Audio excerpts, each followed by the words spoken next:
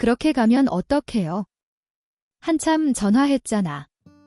오후까지 아무것도 안 하고 호텔에서 엄마 연락만 기다렸어요.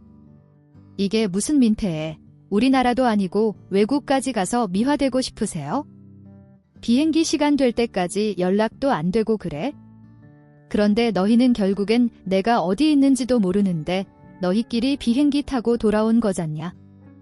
지금 잘못은 엄마가 해놓고 우리를 탓해. 이래서 부모랑 여행 가는 거 아니라고 했나 봐. 엄마 모시고 여행 간다고 했을 때 주변에서 다 말렸어. 그건 내가 할 소리야. 여행 내내 싸우고 엄마는 계속 숙소에만 있으라고 그러고.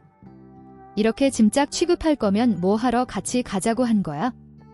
너희는 할 말 없다. 오늘 이야기 속 주인공은 70세 신호순 씨입니다. 그리고 43세 아들과 40세 딸에 관한 이야기이죠. 올해 70세가 된 신 씨는 아들, 딸 그리고 사위, 며느리와 함께 여행을 가게 되었습니다. 갈 때는 5이었는데 올 때는 홀로 돌아오게 된 신 씨. 여행 내내 싸우는 것도 모자라 신 씨를 짐짝 취급하는 자식들에게 질려버렸습니다. 이럴 거면 뭐 하러 노인네를 끌고 온 것인지. 이게 무슨 칠순 여행이고 무슨 가족 여행인지. 여행에서 탈이 나면 모든 것이 나이든 신 씨 탓이었습니다. 나이 들면 몸이 늙지 바보가 되는 것은 아니었습니다. 신 씨는 자식들을 두고 말도 안 통하는 낯선 곳으로 홀로 나왔습니다. 그곳이 일본이 아니라 미국이든 프랑스든 휴대폰과 카드, 현금만 있으면 어디든 못 갈까 싶었습니다. 신 씨는 자신을 우습게 본 자식들의 코를 납작하게 해주었습니다. 엄마 칠순에 잔치 안 하겠다고 지훈이가 그러던데.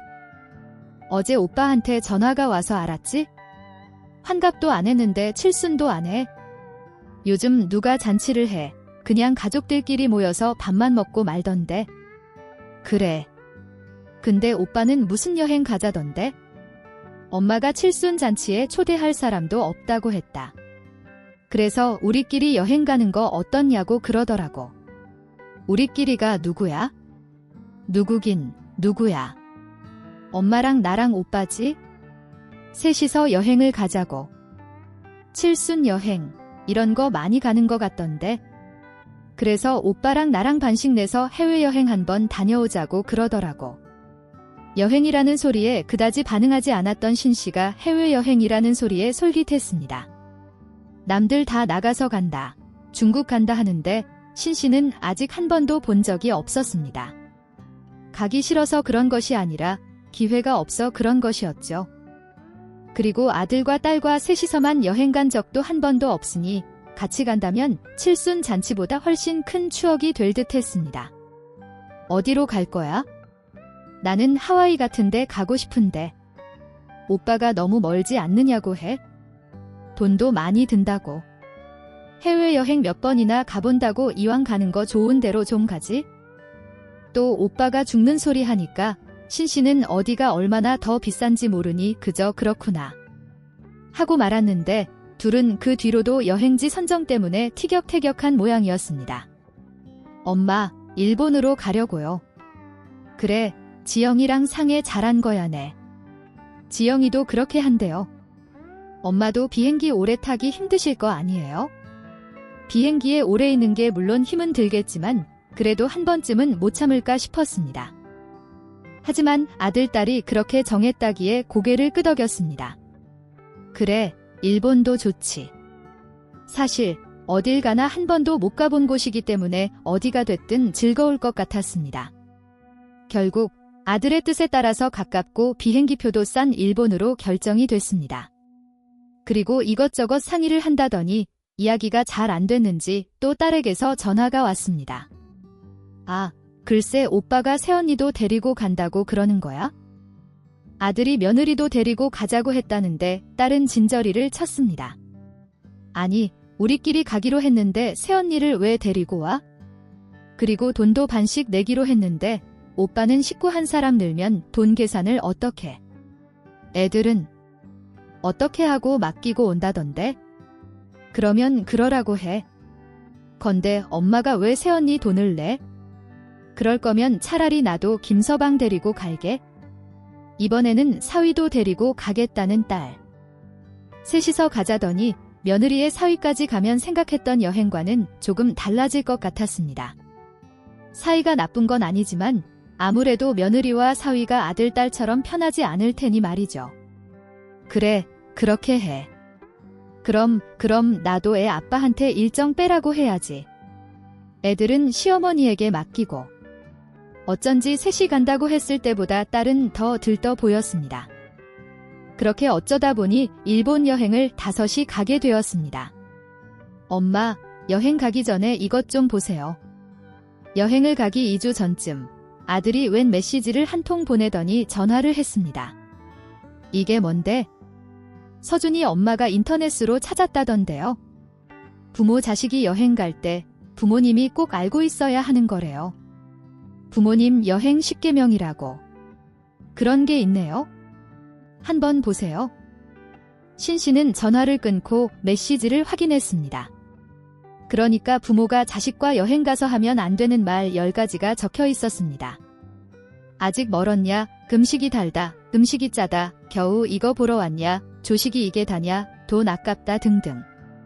신 씨는 메시지를 보고 피식 웃었습니다. 왠지 부모들이 한 번쯤은 했을 법한 대사들이었습니다. 신 씨는 메시지를 오랫동안 들여다보고 곱씹었습니다. 모처럼 가는 가족 여행인데 멋없는 말을 해서 여행 분위기를 망치고 싶지 않았습니다. 나도 모르게 함부로 내뱉지 않도록 읽고 또 읽었습니다. 전부 틀린 말은 아니었습니다. 줘봐. 죽겠네. 비행기가 다 이렇지 뭐. 왜 이렇게 불만이 많아? 너무 싼 비행기 아니야? 그럼 비즈니스 클래스 타야지. 타면 좋지. 얼마나 한다고? 매부. 돈 잘 벌어서 좋겠네.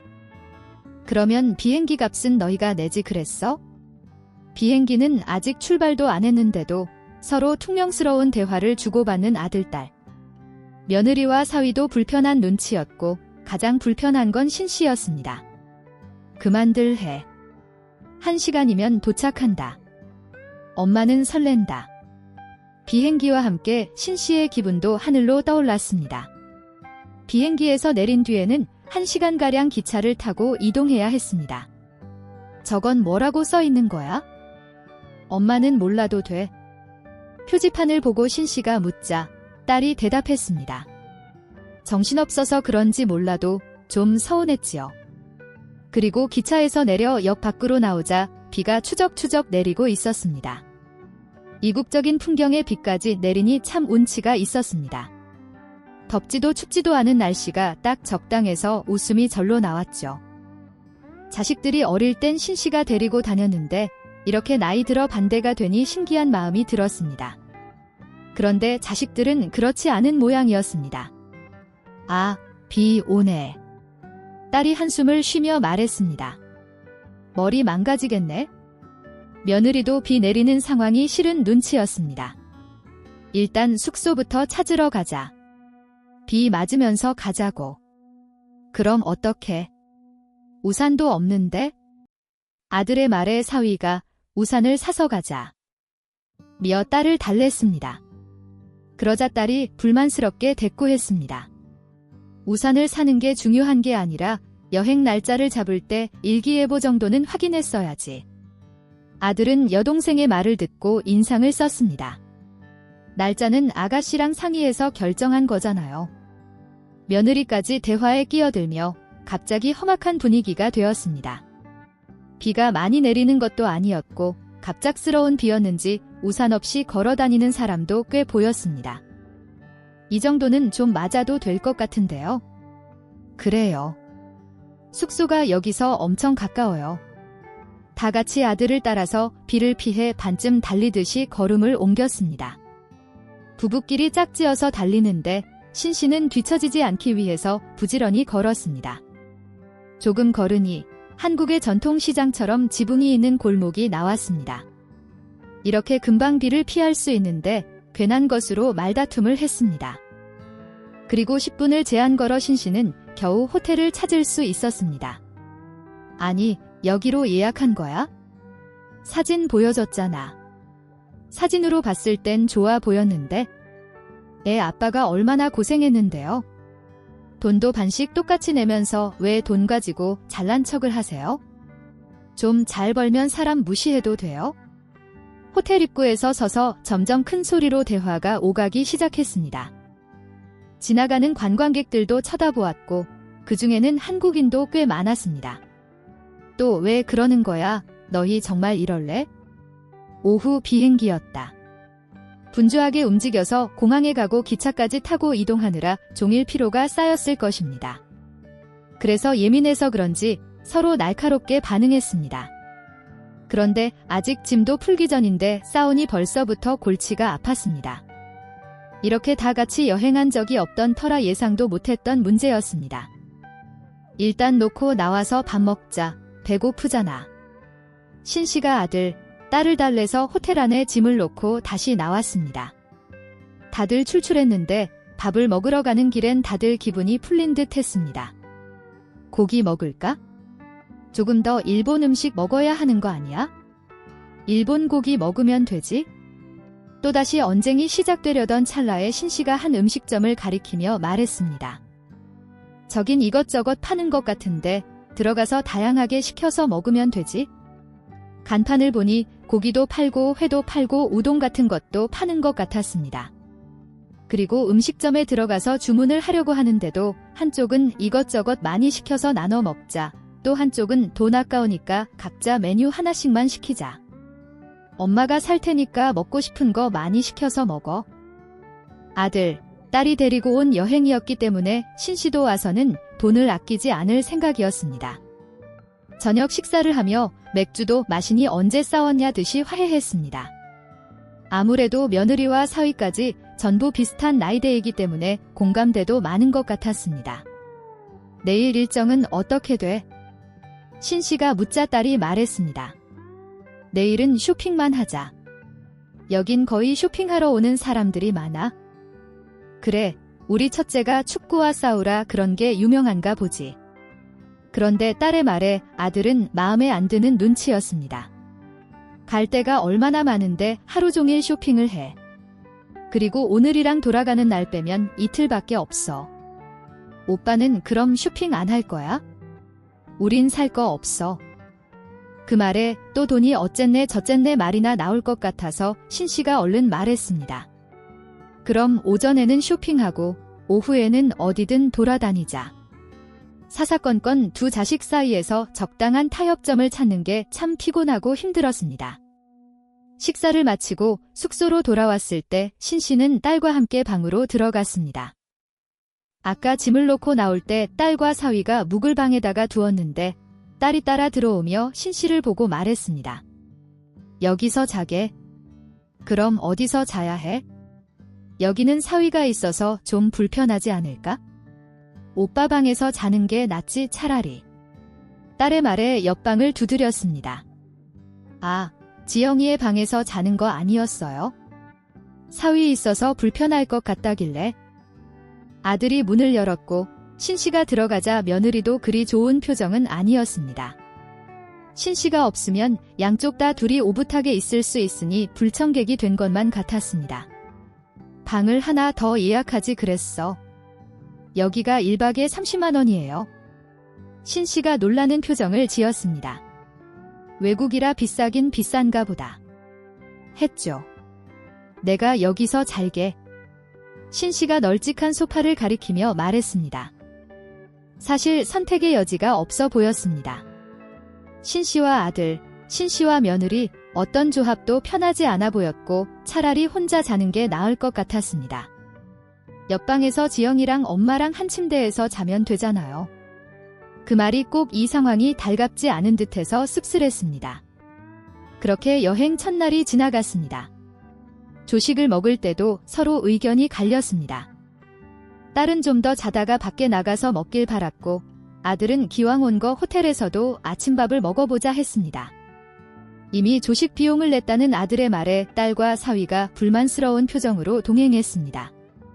이래서 남은 여행을 제대로 할 수 있을지 의문이었습니다. 물었습니다. 그럼 괜찮지? 운동화 신고 왔어. 신시은 다리를 탁탁 두드리며 말했습니다. 유명한 관광지라 사람에 치일 정도로 인파가 어마어마했습니다. 그 사이를 헤치고 아들과 며느리, 딸과 사위가 각자 팔짱을 끼고 걸었습니다. 신시은은 그 뒤에서 쟁걸음으로 쫓아다녔습니다. 그래도 이렇게 걸어다니니 서로 싸우지 않아 마음이 편했습니다. 계속 쇼핑만 할 거야? 이럴 거면 한국에서 쇼핑을 하지, 뭐 하러 여기까지 왔어? 아들은 신사나 궁, 동물원 같은 곳을 가고 싶어 했고, 딸은 여유롭게 걸어다니며 쇼핑을 하고 싶어 했습니다. 일정이 짧아서로 잘 조율해야 할 텐데 둘 다 대화만 하면 싸움처럼 되었습니다. 그럼 축구화만 사러 가자. 축구화를 판다는 곳도 걸어 한참을 가야 했습니다. 새 운동화를 신어서 물집이 잡힌 발이 비명을 질렀지만 여기에 신시은까지 징징댈 수 없어 꾹 참고 걸었습니다. 그래도 주변을 구경하며 걸으면 외국에 왔구나 하는 생각에 재미도 있었습니다. 엄마, 이것 좀 들어줘. 딸과 사위는 신나게 쇼핑을 했고 막상 도착하니 아들과 며느리도 이것저것 구경하고 사느라 바빴습니다. 그리고 신시은은 아들과 딸이 맡기는 짐을 들고 있다가 힘들어서 자식들이 쇼핑을 마칠 때까지 짐을 지키며 의자에 앉아 있었습니다. 다 샀지?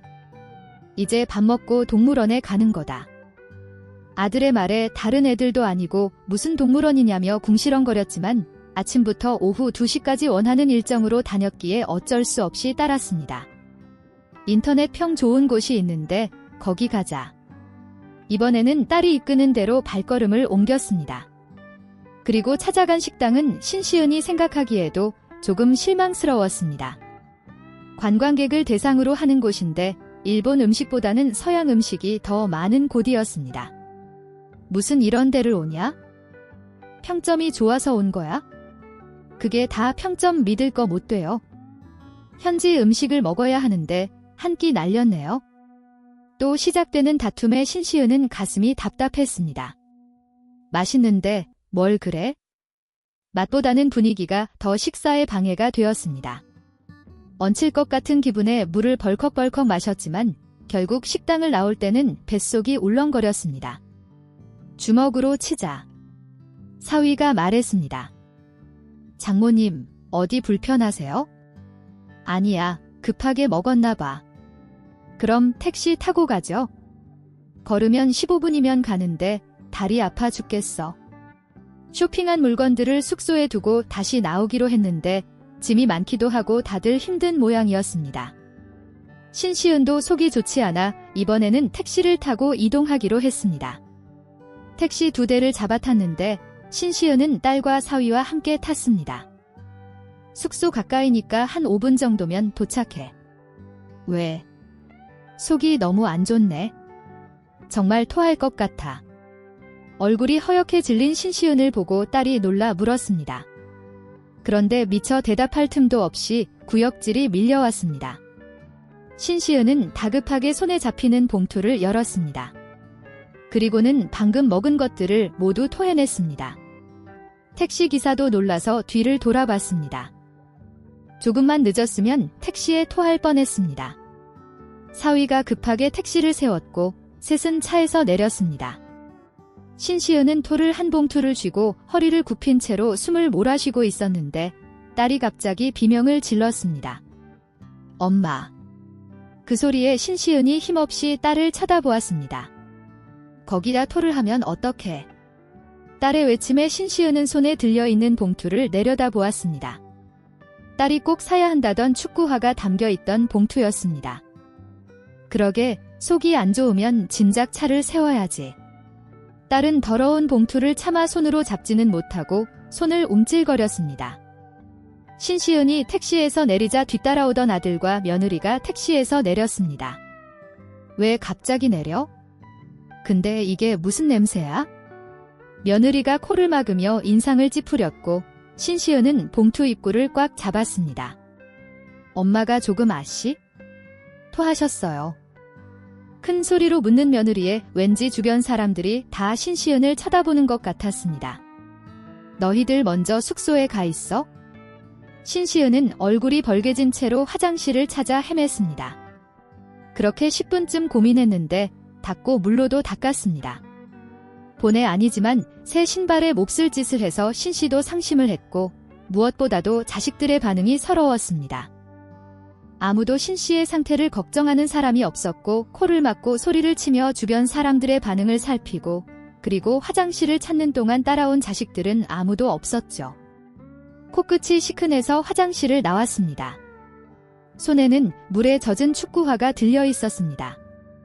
휴지로 물기를 닦는다고 닦았는데 그래도 모양새가 좋지 않아 보였습니다. 택시에서 내린 그 자리로 돌아와 보니 아들, 딸들이 기다리고 있었습니다. 괜찮으세요? 사위의 물음에 대답하려고 하자 딸이 말했습니다. 그거 가까운 거야. 비싼 거 아니야. 그래도 버리고 오지. 그걸 왜 닦아와? 냄새나서.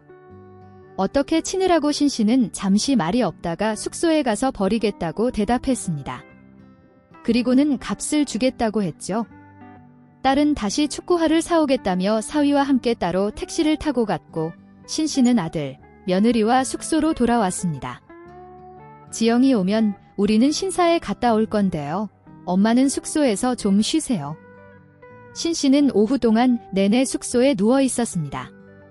몇 시간 지나자 속도 괜찮아졌습니다. 애초에 불편하게 먹어서 얹힌 것이었으나 바로 개운해졌으며 할 것도 없었습니다. 배에서 꼬르륵 소리가 날 때쯤 아들, 딸이 일정을 마치고 돌아왔습니다. 저녁 먹으러 나가죠? 신씨도 따라 나섰습니다. 아까운 오후 시간을 낭비한 것 같아서 저녁에라도 맛있는 거 먹고 즐거운 시간을 보내고 싶었습니다. 그런데 식사를 마치자마자 아들, 딸이 신씨에게 말했습니다. 우리는 맥주 한 잔 더 마시고 갈 건데 엄마는 숙소에서 자요. 같이 있다가 갈게. 에이, 젊은 사람들끼리 오래 마실 건데 엄마 힘들어. 맞아요, 어머니. 다리도 아프실 거 아니에요? 오늘 오래 걸었잖아. 내일도 걸어야 되는데? 일정 소화 못 하시는 거 아니에요? 그러면서 내일 일정을 걱정하는데 신씨에 대한 걱정처럼 들리지는 않았습니다. 신씨도 맥주를 마실 줄 알고 좀 더 즐기고 들어가고 싶었지만 저들끼리 있고 싶은 눈치라 혼자 숙소에 돌아왔습니다. 그리고 셋째 날 오전에 관광지로 갔다가 점심을 뭐 먹을까 의논 중이었습니다. 초밥 먹어야지. 여기까지 왔는데. 엄마는 그런 거 안 먹을걸. 아니야, 다 괜찮아. 좋아하는 음식은 아니었지만 뭐든 도전해보고 싶었습니다. 아, 저는 해산물을 잘 못 먹어서. 그럼 따로 먹자. 다 같이 여행 와서 따로 먹어? 우리도 하고 싶지 않은 쇼핑 따라 다녔으니까 너희도 먹기 싫어도 좀 먹어봐. 엄마 위해서 온 여행이잖아. 신씨는 속으로 한숨을 쉬었습니다. 초밥집에 가서도 불평이 계속됐습니다. 자리가 좁다, 비싸다, 맛이 있다, 맛이 없다. 그 여행 계획이라는 것을 지들은 안 보고 온 것 같았습니다. 점심을 먹고 나왔는데 오후엔 택시를 타고 이동을 하겠다는 아들 말에 그런데 엄마 때문에 택시를 타겠어. 딸의 말에 신씨는 죄인이 되었습니다. 그렇다고 걸어갈 수는 없는데 맞아요. 저 발 아파요. 그러는 신씨의 발은 온통 물집이 생겨 있었습니다. 그래도 군말 없이 열심히 다녔는데 아들, 딸은 꼭 신씨가 걸림돌이라도 된 것처럼 말했습니다. 엄마는 아무렇지 않아. 걸어가도 되고 택시도 괜찮아. 그러지 말고 오후엔 그렇게 재미있는 일정도 아니니까 숙소에 계세요. 또다시 숙소에 있으라는 아들. 그렇게 재미있는 일정도 아닌데 자기들은 뭐 하러 간다는 것인지. 그리고 내일이면 비행기를 타고 돌아가야 하기 때문에 사실상 오늘이 여행의 마지막 날이나 마찬가지였습니다. 참, 나이 들어서 여행 운이 서럽게도 하구나 생각했습니다. 젊은 사람들도 다리 아프다고 난리인 와중에 신씨는 짐이 안 되려고 노력했습니다. 하지만 젊은 사람들에게 자신은 나이든 짐짝처럼 느껴졌습니다. 신씨를 숙소에 두고 나머지 4명은 밖을 나섰습니다. 신씨도 숙소에 있다가 홀로 밖으로 나왔습니다. 사실 꼭 아들네와 함께 다녀야 하는 것도 아니었습니다. 그동안 자식들 쫓아다니느라 바빠서 여유 있게 구경도 못했는데 차라리 잘 됐다 싶었습니다. 여유롭게 시간을 즐겼습니다. 이렇게 있으니 얼마나 평화로운 줄 몰랐습니다. 나이가 드니 이런 해외여행은 자식들이 데리고 오지 않으면 못하는 줄로만 알았는데 막상 와보니 다 사람 사는 곳이었습니다. 한국에서도 길에서 낯선 사람들과 말하지 않듯이 이곳도 똑같았습니다. 그러니 영어를 못해도 일본어를 못해도 상관이 없었죠. 그렇게 신씨도 혼자만의 시간을 보내다 보니 저녁때가 되었고 다 같이 마지막 저녁 식사를 하기 위해서 식당에 들어갔습니다. 아쉽다. 신씨도 아쉬웠습니다. 오늘 혼자서 여유롭던 시간이 너무 짧아서 말이죠. 아무래도 어머니가 계시니까 일정이 느슨하긴 했죠. 그 말에 신씨가 며느리를 쳐다보았습니다. 아, 어머니 탓이라는 게 아니고요. 그래, 사실 여행 계획 중 몇 개는 못했지? 그래도 어쩌겠어. 엄마 칠순 여행이니까 엄마가 우선이지. 대화가 참 이상했습니다. 신씨를 위해서 모든 걸 희생한 듯이 이야기하는 아들딸이 기가 막혔습니다. 뭐는 못 먹는다. 뭐는 하기 싫다. 뭐는 힘들다. 다리 아프다 불평했던 건 누구였는지 따지고 싶었습니다. 그리고 투닥거리는 자식들을 말리느라 지치기도 했습니다. 하지만 여행도 끝나가는 마당에 이러쿵저러쿵 말해봤자 뭐하나 싶어서 입을 꾹 다물었습니다. 그래도 엄마한테는 남다른 여행이겠지? 언제 또 이렇게 와보시겠소? 다리가 좀 아프긴 해도 앞으로 10년은 더 다닐만 하다고 생각했는데 꼭 마지막 여행인 듯 단정 짓는 딸의 말에 기분이 찝찝했습니다. 이런 걸 뭐라 그러죠? 부모님 모시고 오는 여행, 천국 여행. 며느리의 말에 신씨가 얼어붙었습니다. 천국 여행. 그건 죽는단 소리가 아닌가 싶었죠. 무슨 천국 여행이에요. 효도 여행이지. 아, 맞네요. 딸은 며느리의 말이 재미있다는 듯이 웃었고 다른 사람들도 대수롭지 않게 웃어 넘겼지만 신씨는 웃지 못했습니다. 신씨가 따라오지 않자 분위기가 이상해졌습니다. 말을 잘못한 거예요? 알죠. 아들이 신씨의 눈치를 보며 말했습니다. 그래, 엄마 삐지지 마라. 그래도 우리 같은 자식들 없어. 엄마가 전해버린 축구화, 내가 다 안 받을게. 선심 쓰듯이 하는 딸의 말에 신씨가 들고 있던 숟가락을 식탁 위에 올려놓았습니다. 다음부터는 젊은 너희들끼리만 와라. 엄마, 왜 그래? 나는 천국 여행이나 하면 되는 거지? 그러고는 일어나서 숙소로 돌아왔습니다. 심상치 않은 분위기에 모두들 쫓아와서 눈치를 봤습니다. 잘 거니까 너희들끼리 맥주를 마시든 말든 해. 아들, 딸은 미안하다면서 우물쭈물하더니 다 같이 나가버렸습니다. 마치 마지막으로 맥주를 마실 수 있는 밤이니 이렇게 보내기 싫은 모양이었습니다. 그리고 신씨는 다음날 아침이 밝았을 때 한국에 가겠다는 메시지만 남기고 혼자 짐을 챙겨서 나와버렸습니다. 그리고는 걸어서 기차역으로 갔습니다. 뭐가 뭔지는 몰라도 안내원이 있어서 손짓 발짓으로 공항에 간다고 하니 표를 주었습니다. 그리고 또 기차 타는 곳을 몰라서 헤매다 한국인으로 보이는 관광객들이 도와주기도 했죠. 그리고 기차에 타서는 정신을 바짝 차리고 안내 방송을 들었습니다. 일본어는 모르지만 간사이라는 단어가 들리자 짐을 챙겼습니다. 많은 사람들이 내리는 역이니 잘못 들은 것 같지 않았죠.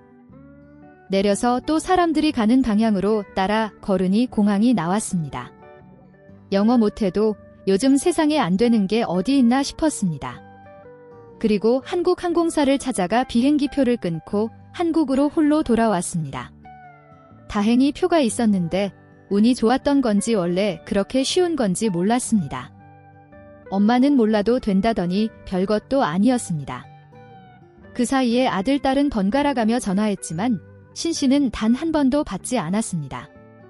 아들, 딸이 더 늦은 비행기를 타고 돌아왔을 테지만 신씨는 집에 도착해서도 전화를 받지 않았습니다. 그러자 저녁 늦은 시간이 되자 아들, 딸이 집으로 찾아왔습니다. 그렇게 가면 어떡해요? 한참 전화했잖아. 엄마 때문에 비행기 탈 때까지 일정 전부 취소했어요. 우리나라도 아니고 외국까지 가서 실종이라도 될 뻔했잖아요. 비행기 시간 될 때까지 연락도 안 되고 비행기 타고 돌아온 거잖냐. 그러자 둘 다 꿀먹은 벙어리가 되었습니다. 지금 잘못은 엄마가 해놓고 우리를 탓해. 이래서 부모랑 여행 가는 거 아니라고 했나봐. 엄마 모시고 여행 간다고 했을 때 주변에서 다 말렸어. 그건 내가 할 소리야. 여행 가서 비가 내릴 수도 있고 태풍이 불 수도 있어. 힘들었던 것도 여행의 일부 아니니? 너희 말대로 마지막이 될지도 모르는 여행인데 좋은 일이든 나쁜 일이든 추억할 수 있는 마지막이라고 생각했으면 너희가 그러면 안 되는 거잖아. 엄마는 너희한테 짐 안 되려고 노력했어. 어떻게 70 먹은 나랑 40 먹은 너희랑 같겠어? 그래도 좋게 끝낼 수 있는 여행이잖아요. 그건 나한테 못할 짓 같아서 온 거야? 또 너희는 내내 싸울 거고 엄마를 짐짝 취급할 거고 비행기 타면서 또 싸울 거고 지겹다. 지겨워. 저희도 노력 많이 한 거예요. 사실 첫날부터 따로 다니고 싶었는데 엄마 때문에 참았어요. 고맙다. 데려가줘서. 그런데 너희도 나랑 한 마지막 여행 아니니? 잘 기억했다가 나 죽거들랑 후회하지 말고 추억하면서 살아. 그러고는 아들 나를 집 밖으로 쫓아냈습니다. 좋은 부모 자식 사이라고 생각했는데 이번 여행으로 자식들의 모르던 인성을 깨달은 기분이었습니다. 다시는 함께 여행 갈 일이 없겠지만 자식을 다시 보게 되는 계기가 되었습니다. 하지만 가장 크게 얻은 것이 한 가지 있었습니다. 나이가 70인데도 충분히 혼자서 기차도 타고 비행기도 타고 할 수 있었습니다. 차라리 혼자나 마음 맞는 친구랑 같이 다시 한번 가보고 싶었습니다. 처음이 어렵지 2번, 3번은 쉬울 것이었습니다. 말년에 자식에게 기댈 생각 말고 내 돈 주고 내가 좋아하는 여행이나 실컷 해보자 싶었습니다. 그렇게 생각하자면 이번 여행에서도 깨달은 바가 아주 큰 셈이었습니다. 그러니 함께 여행한 것은 후회하지 않기로 했습니다. 또 언젠가 이것도 추억이 되어 곱씹으며 웃을 날이 올지도 모르겠죠.